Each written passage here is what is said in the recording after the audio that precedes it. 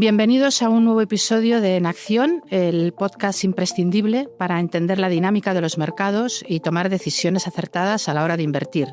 Soy Maite Ayuso, redactora jefe de Expansión, y hoy me acompaña un invitado de referencia en el mundo de la economía y los mercados financieros, Daniel Lacalle, economista jefe de Tresis, gestor de fondos, autor de varios libros sobre macroeconomía y mercados financieros.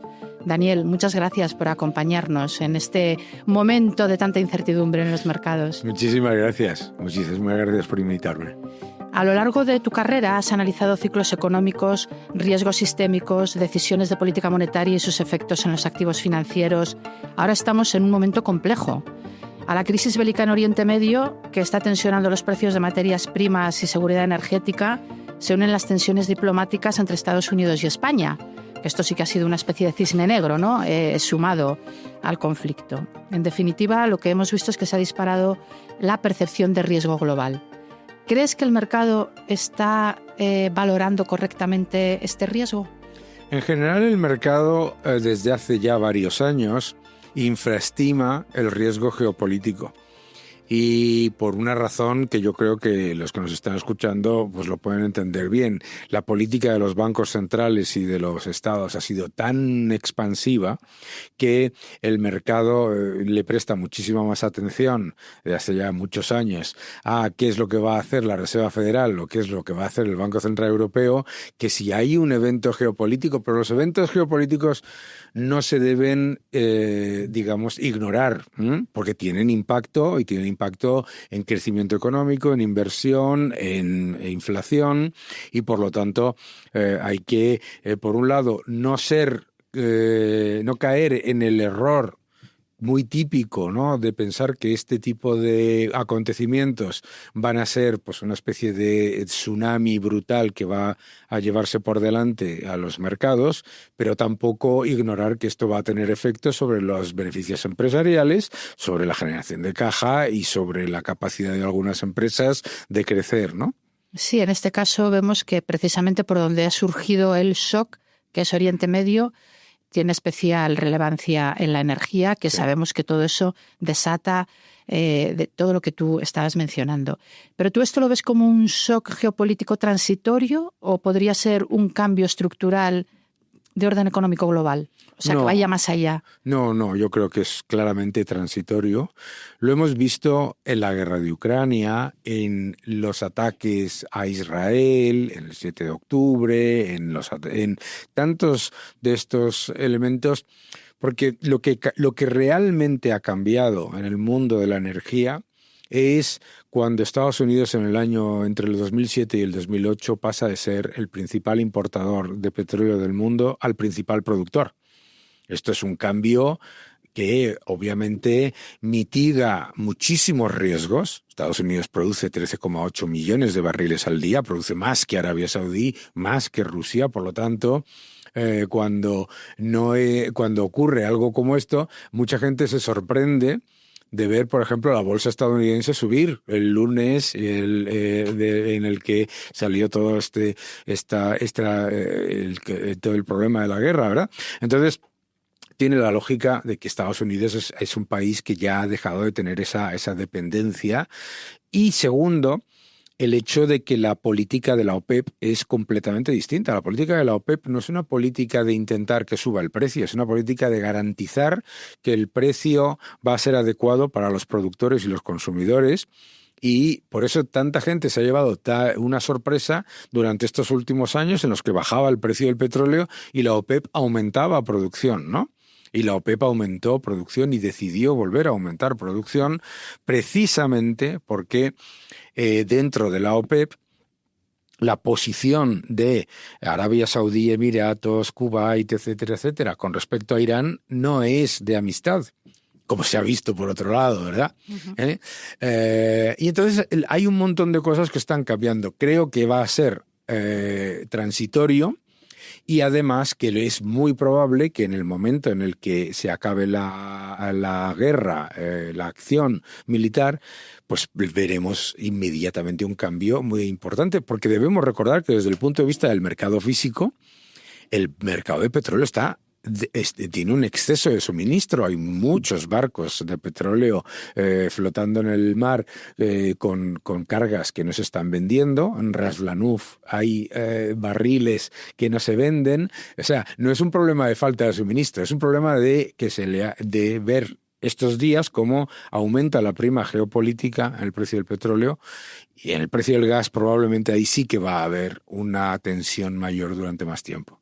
Sí, ahora es más el problema de que están ahí atascados en el estrecho de Hormuz, ¿no? Que es una...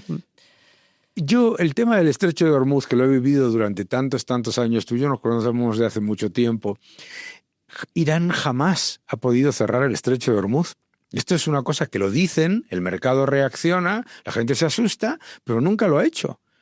Y de hecho hoy hemos visto en los medios de comunicación cómo el régimen iraní dice que no, claro, pero ¿por qué va a cerrar el estrecho de Hormuz si el 80% del tráfico va a China? Es dispararse en su propio pie, porque China es el único país que todavía apoya al régimen iraní de manera efectiva, ¿no? Entonces yo creo que todo eso hay que ponerlo en el contexto sin ignorar los movimientos de precio, para darse cuenta de que no es un tema que esté cambiando los fundamentales. Yo creo que esa es la parte. La gente tiene que ser consciente de que el precio del petróleo volverá a niveles más adecuados y el precio del gas también, y que bueno, el estrecho de Hormuz no se cierra, y que en cualquier caso, hace ya muchas décadas, mucho tiempo. Claro, esto es como Pedro y el lobo.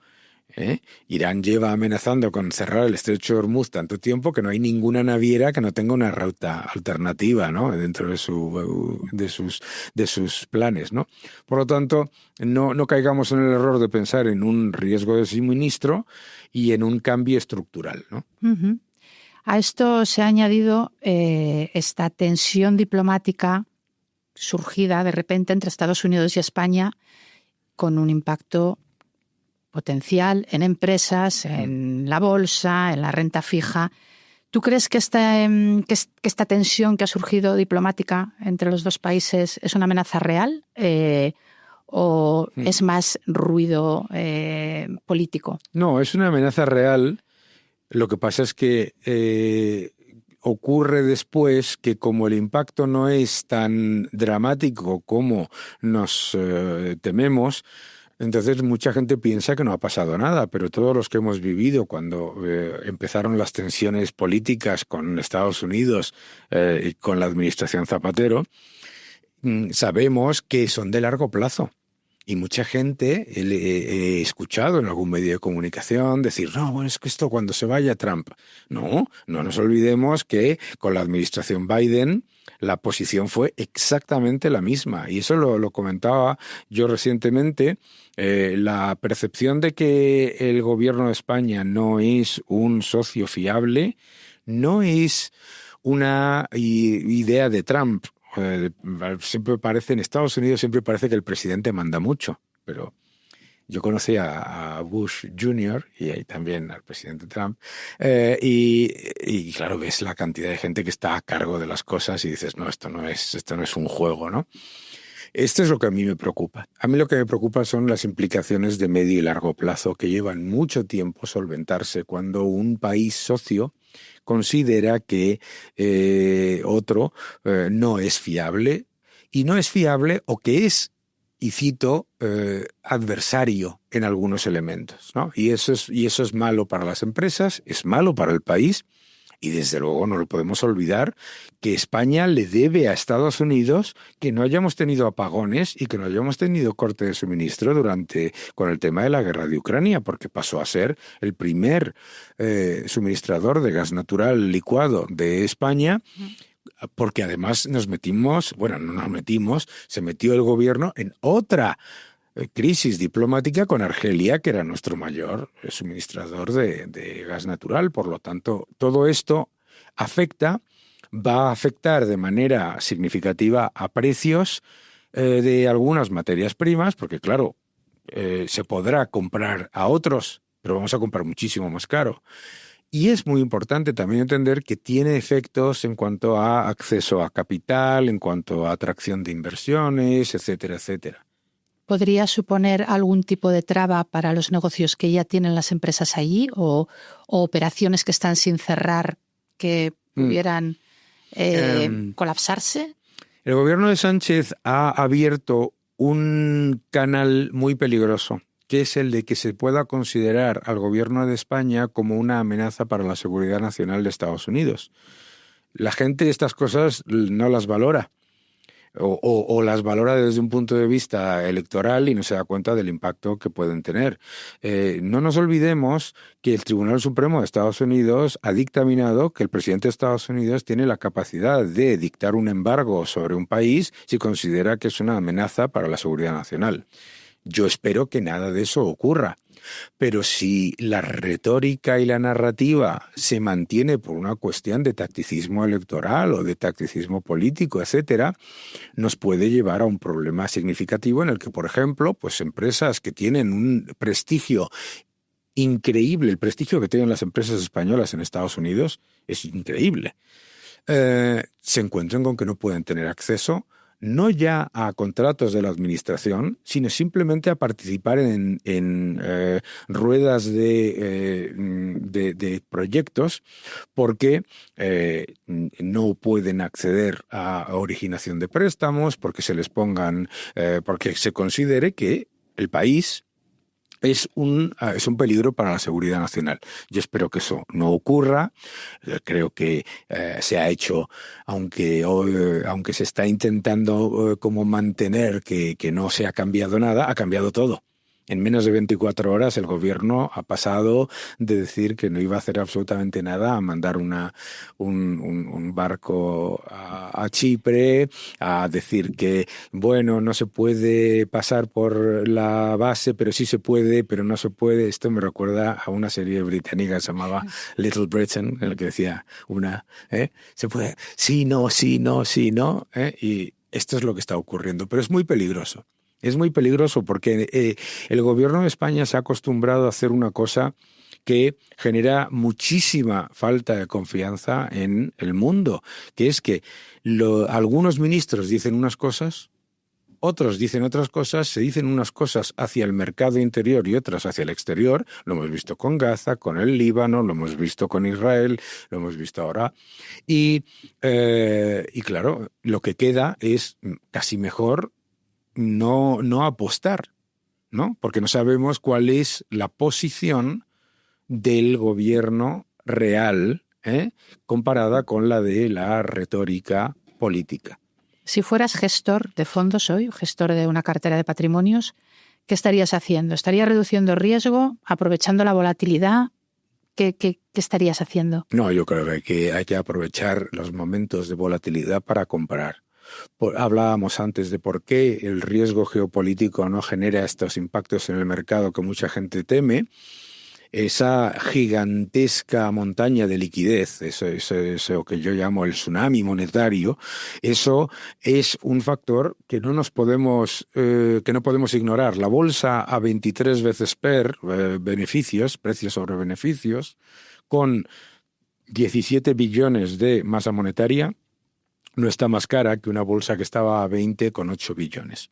Entonces es muy importante que los inversores entiendan que sin ignorar el riesgo geopolítico y sin ignorar los aspectos macroeconómicos y microeconómicos, tienes que buscar la oportunidad en la volatilidad para invertir, porque el objetivo que es el protegerte contra la pérdida del poder adquisitivo de la moneda, contra la inflación monetaria, ese es el que tiene que prevalecer. Y, por lo tanto, las épocas de corrección, como la rabieta de los aranceles, fue muy evidente, son épocas para tomar posiciones y tomar posiciones intentando evitar algo que es muy, muy humano, que es pensar que los perdedores de los últimos 5 años van a converger a los múltiplos de los ganadores. No. Lo que hemos visto es que los ganadores continúan ganando y los perdedores no llegan a tener esa revalorización. Por lo tanto, un entorno para invertir, para buscar oportunidades, siendo conscientes de la volatilidad y, por supuesto, sabiendo que la volatilidad es el precio que pagamos por buenas rentabilidades. Ahora nos encontramos que, aparte del riesgo geopolítico, lo digo para discriminar dentro de una cartera, como que podría hacer, ¿no?, el inversor que se está planteando qué hago hoy con mi dinero, que nos encontramos con que hay un riesgo en los mercados de crédito privado evidente, sí, que empieza a dar miedo por lo que nos están diciendo. El CEO de JP Morgan, Jamie Dimon, decía: son cucarachas. Ana Botín ayer lo describía como medusas, sí, pero lo cierto es que es un riesgo real. Hemos visto que está habiendo quiebras en MFS, Blue Owl el otro día. O sea, cada uno en un sector, pero está viéndose ahí la punta del iceberg de un problema que no alcanzamos de conocer del todo. Y además de eso, tenemos todos los riesgos que hemos visto por la sobrevaloración teórica, dicen algunos, de la inteligencia artificial y lo que se está invirtiendo. Entonces tenemos tres focos muy gordos: el geopolítico, el de los mercados de crédito privados y el de la inteligencia artificial, que son dan un poco de miedo, ¿no? Sí. ¿Cómo se puede actuar en ese entorno? Lo primero es darse cuenta de que, claro, uno de los elementos que genera más volatilidad y riesgo es el hecho de que mucha gente piensa, por ejemplo, pues que la deuda soberana tiene menos riesgo. No, la deuda soberana tiene más riesgo. Si hay un evento geopolítico, el diferencial que te da la deuda soberana con respecto a la posible cambio en la tendencia de inflación, claramente es tan bajo que inmediatamente no te protege la deuda soberana. Entonces, a mí, ¿por qué me gusta que salgan estas noticias y que el mercado sea consciente de ello? Porque eso es lo que evita que se genere una crisis. O sea, nosotros, las crisis que hemos vivido, y hemos vivido unas cuantas, pues, ¿de dónde vienen siempre? De la complacencia. Las crisis no vienen cuando estás, Dios mío, he escuchado, y con toda la razón, a Ana Patricia Botín o a Jamie Dimon hablar sobre estos riesgos, sino cuando piensas, estos no son riesgos. Esto es una maravilla, esto no puede bajar, esto no puede... Entonces, me parece maravilloso que la gente tenga una percepción de riesgo en la inteligencia artificial. Me hace gracia, ¿no? Porque claro, me hace gracia que la gente piense que los hiperescaladores, Amazon, Meta, etcétera, van a endeudarse mucho a una vez EBITDA, ¿no? Una vez sobre beneficios operativos, y decidan trasladar capital de esas empresas a otras que tienen el triple de endeudamiento. Yo creo que lo que tenemos que darnos cuenta es que hay dos elementos en donde hay mucho riesgo.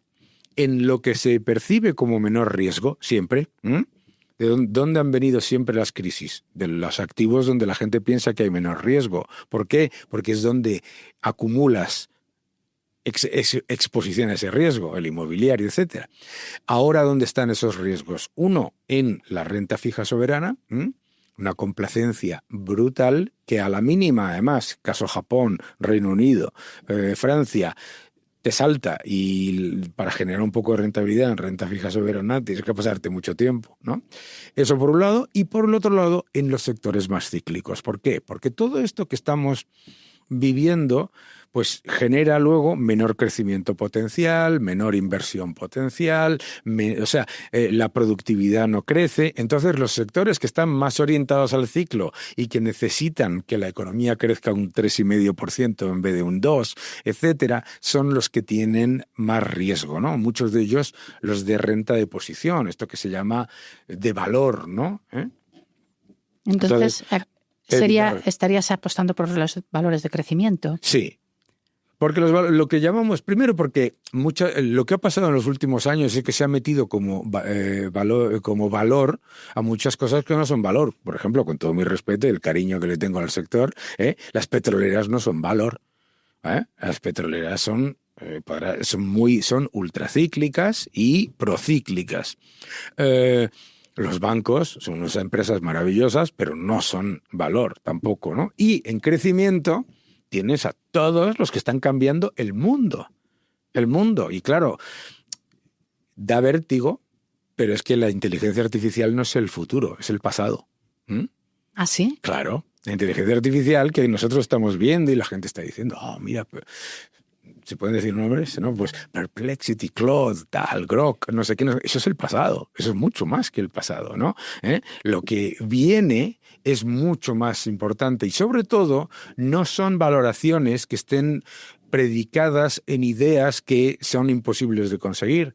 Tú recuerdas que en la burbuja.com se decía, no, hombre, no, es que cuando empecemos a pagar $1 por email, pues esta empresa va a estar muy barata. ¿Cuándo hemos pagado nosotros $1 por email? Nunca, ¿verdad? Bien, es que en el caso de la inteligencia artificial, por ejemplo, para justificar las valoraciones no tienes que esperar que suban los precios. De hecho, estas gigantescas inversiones que se están llevando es para bajar los precios, para que en vez de pagar $30 o $35 al mes o lo que sea que esté pagando la gente, les recomiendo que paguen, ¿de acuerdo? Por la inteligencia artificial, la parte gratuita no es muy segura, ¿de acuerdo? Es para bajar los precios. Esto es súper importante y porque son empresas que ya están generando caja y beneficios, algunas de ellas más caja que todo el IBEX junto. Con esta posición que explicas tan claramente, el IBEX 35 tiene muy poco que hacer porque más de la mitad del IBEX son bancos y el resto es energía prácticamente y acabas de descartarlos como... No, los he descartado como... A ver, eso no son empresas de crecimiento, pero que son... También a los bancos españoles hay que ponerles una especie de... como había un mago maravilloso que se ponía una medalla cada vez que hacía un truco. Los bancos españoles han sido increíbles en cuanto a mejoras de ratios de capital de máxima calidad, en cuanto a rentabilidad, en cuanto a expansión internacional y todo eso. Estupendo. Lo que no puedes esperar es que te den la subida de beneficios que han tenido, maravillosa, después de haber tenido todos los palos en las ruedas, ¿no? Con los tipos de interés negativos, etcétera, los problemas de la eurozona, no sé cuántos, y el rebote, ¿de acuerdo? No puedes esperar que vayan a tener crecimientos de beneficios gigantescos, no pasa nada. Pero, por ejemplo, en el caso de las energéticas y las empresas españolas, yo creo que su gran valor es precisamente que ninguna es española. Claro, entonces, ¿qué es lo que pasa? Que estas empresas que cuando yo empecé en el mundo financiero tenían un 80% de exposición a España y empezaban a generar una exposición al exterior, ahora tienen una exposición residual a España y tienen unos mercados gigantescos. Y, sin embargo, cotizan, eso es verdad, con unos múltiplos muy inferiores a bancos o empresas energéticas que tienen exposición a esos países. Entonces, pues las empresas de energías renovables, de ingeniería, los bancos españoles, etcétera, yo creo que tienen la capacidad de seguir dando buenos resultados para los inversores, pero que no nos ciñamos exclusivamente al IBEX 35. Lo bueno que tiene un inversor hoy en día es que puedes mirar al mundo y hay que quitarse el sombrero ante todas estas empresas que lo han hecho bien, ¿no? Lo siguiente, yo recuerdo cuando estaba en Citadel en medio de la crisis financiera, un compañero mío que dijo, mira, ¿ves este índice? No va a quedar ni una dentro de 5 años. Están todas, ¿sabes? Menos una. Y eso, oye, pues hay que valorarlo, ¿no? Hay que valorarlo. Pero yo creo que el inversor no debe tener una exposición no debe tener sobreexposición a un índice tan, digamos, pues limitado como es el IBEX o como es el CAC, ¿sabes? Yo creo que hay que estar más expuesto pues a Estados Unidos y hay muy buenas oportunidades, pero sí que hay que estar expuesto a Estados Unidos y mercados desarrollados, sobre todo, creo. ¿Y criptos? Bueno, eso hablábamos de volatilidad. Cuando invertimos tenemos que ser conscientes de la volatilidad. Si eres consciente de la volatilidad, Bitcoin es una criptomoneda que ha pasado de ser una startup de moneda a ser un quinceañero ya fuerte y con bastante capacidad de generar su propia liquidez. Pero todavía la inmensa mayoría de la liquidez del Bitcoin es el dólar. Entonces, si el dólar, como ha pasado desde junio, o no se mueve o se revaloriza como ha pasado estos días, el Bitcoin obviamente va a tener una fluctuación significativa. Pero me hace gracia cuando la gente me dice, se ha desplomado a 66.000, ¿sabes? Que viene de cero, que yo lo he visto pasar. No, hombre, no puede subir de 2.000. No, hombre, no puede subir de 3.000. Yo creo que siendo conscientes de la volatilidad, sí. Lo que pasa es que si un inversor tiene una cartera prudente y tiene un capital limitado, tiene que ser muy consciente de los dientes de sierra y tiene que ser muy consciente también que si es una persona que sufre de ansiedad cuando ve que el mercado cae un 1,5%, como ha pasado con la guerra, ¿no? Pues entonces no debería comprar Bitcoin, ¿eh? Yo creo que eso es lo que hay que hacer. Pero yo creo que Bitcoin es una alternativa a la destrucción del poder adquisitivo de las monedas fiduciarias. El oro también, hay que tener oro por encima de todo, porque el factor fundamental a la hora de invertir es darnos cuenta de que el dinero que tenemos ahora mismo, el mayor riesgo que hay es no invertir. El mayor riesgo que tenemos no es que la bolsa suba o baja, sino que si tienes el dinero en depósitos, hay una mano que te está quitando ese dinero todos los días, que es la inflación y los impuestos, que es lo mismo. La inflación es un impuesto escondido, ¿no?